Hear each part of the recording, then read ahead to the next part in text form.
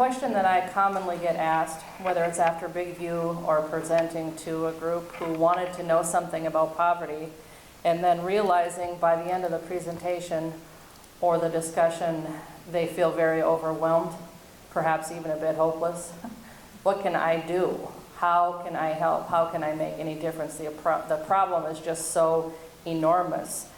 So I've tried to put together a few things that anyone can do that don't cost money. You can do these things at any moment. I mean, an obvious one, we have to put in there vote. You know, in any election, at any level. You know, do what you can there.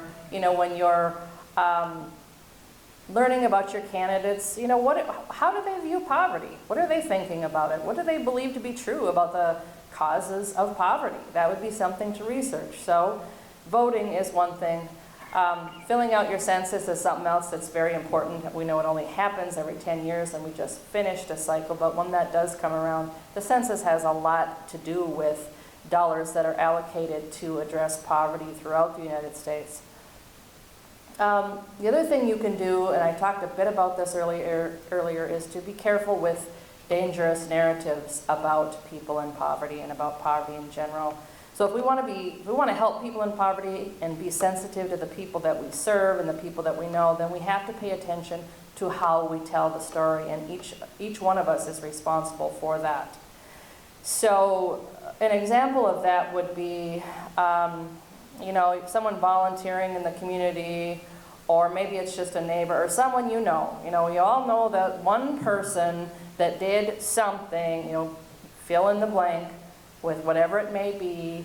Perhaps they got a service that you feel they did not deserve, or whatever it has, and maybe they did. I explain to people when I get into these discussions that may be true. I don't know the person, I can't argue, but I do know that what you're describing is not the majority of people. It's not the majority of people in poverty who do things like that. But every time we lead with that story, it contributes to that collective belief that people in poverty are lazy, that they're fraudulent, and that they cannot be trusted, and that we have to do something about those people. And that belief is a huge problem in our community and in our country. So instead, lead with the story about the other 99 people. Lead with the stories about the people who were helped, who made their way out of poverty, who somehow improved their lives with the services that are available. Talk about the people who are doing everything that they can to improve their lives. Most of the low-income people that I work with are working very hard to create a better life for themselves, for their children. Build people up. You know, having someone to believe in you goes a long way.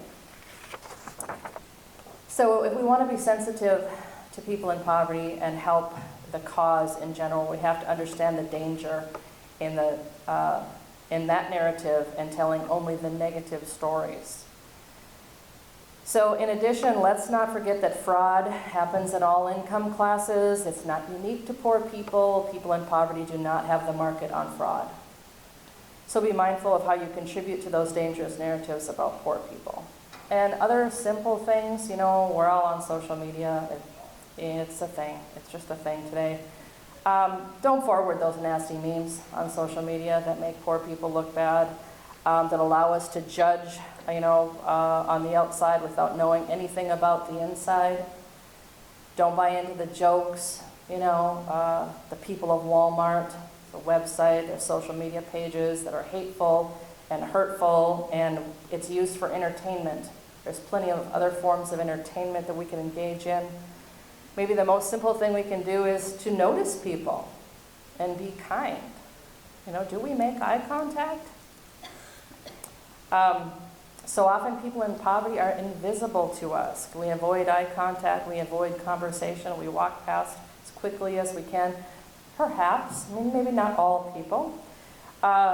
I've shared a number of times, I've shared a story that was shared with me years ago by a homeless fellow in our community, and I was trying to have a conversation with him about our community and what's good about it and how are things going here. And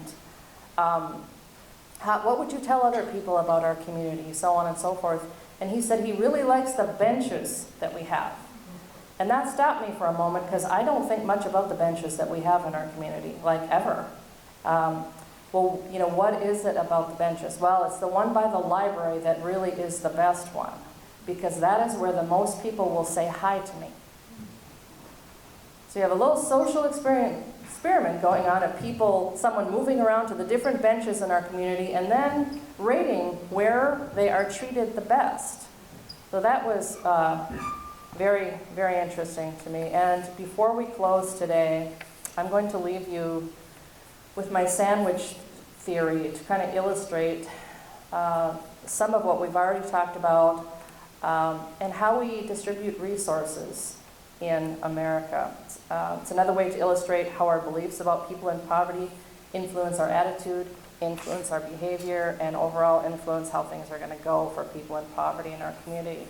So imagine yourself with a tray of sandwiches, you know, as if, imagine one of those big circular trays that hold a lot of food, or in a restaurant, lots of plates, and it's packed with sandwiches, okay? Your task is to pass out these sandwiches to hungry people. There are plenty of them.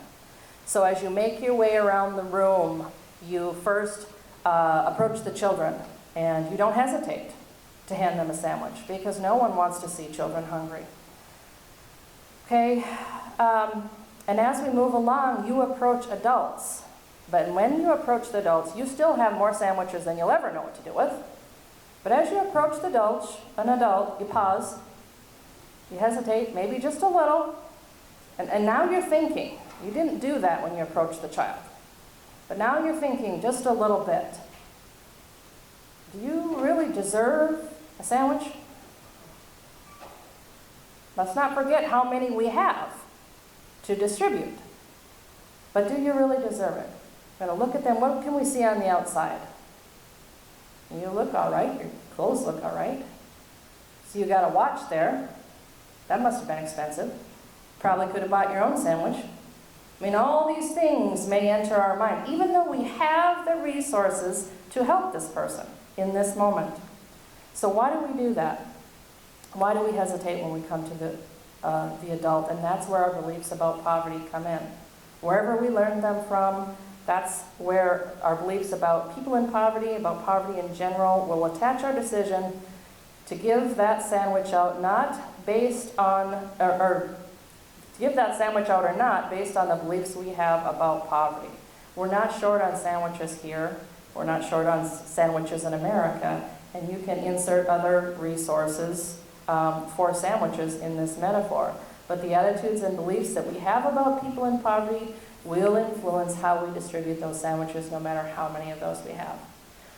So, with that, I hope that you're leaving here with lots to think about. But thank you so much for spending this time with us. If you are watching this down the road a piece from home later and you have questions about any of the information that was provided over the last 2 days, my phone number is 999-5728. You can also contact Kootasca directly. Many of the services you heard about were from Kootasca, 999-0800. And with that, we will close for today, and thank you.